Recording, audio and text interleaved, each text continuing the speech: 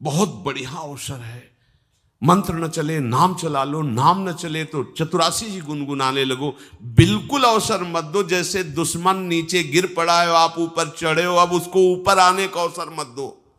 ऊपर आने का अवसर दिया तो अब आपको ऊपर आने का अवसर दुश्मन नहीं दे पाएगा। ध्यान रखना, एक बार अगर अब मन चढ़ गया आपके ऊपर और मनमानी आचरण करा लिया तो आपको भजन लायक नहीं रखेगा, क्योंकि वो समझ चुका है कि तुम ऐसी जगह पहुंच चुके हो कि अगर अब हम इसको हरा ना पाए तो मुझे जिंदगी भर इसका गुलाम बनना पड़ेगा। मन ने देख लिया है कि अब हम मारे जाएंगे, अब मुझे मरना पड़ेगा, तो वो आखिरी कोशिश करके आपका नाश करेगा। बस आप सावधान हो जाओ। इस समय आपके घुटने उसके गर्दन के ऊपर हैं, ऐसा समझो, क्योंकि सदगुरु आश्रय, संत आश्रय, सत्संग, नाम धाम आश्रय। अब वो विचलित हो रहा है, भड़बड़ा रहा है, कोई तो मिले ऐसा, थोड़ा तो हमें जीवन दान दे, क्या विषय भोग, थोड़ा तो मुझे विषय सेवन करने को मिले।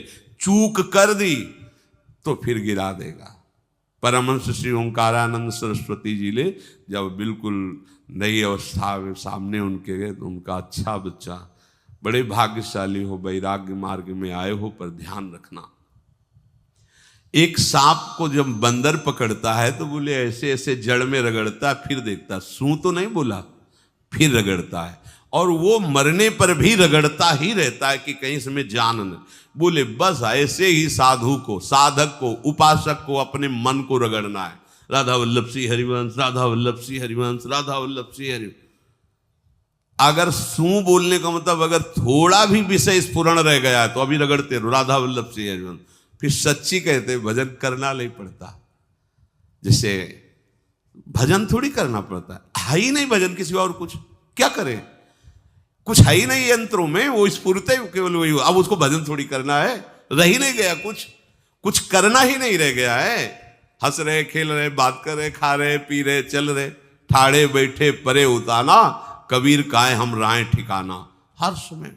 पर वो स्थिति प्राप्त करने के लिए निरंतर अभ्यास की आवश्यकता है।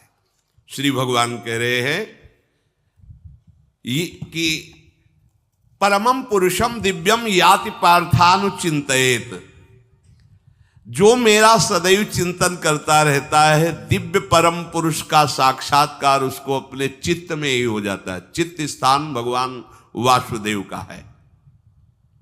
शरीर छोड़ने के बाद नहीं, शरीर रहते ऐसी आनंद की वृत्ति उदय होती है। अब उनके लिए शब्द ही नहीं तो क्या वर्णन करें। ऐसी आनंद की उसी आनंद में वो आनंद समुद्र प्रभु प्रकाशित होने लगते हैं।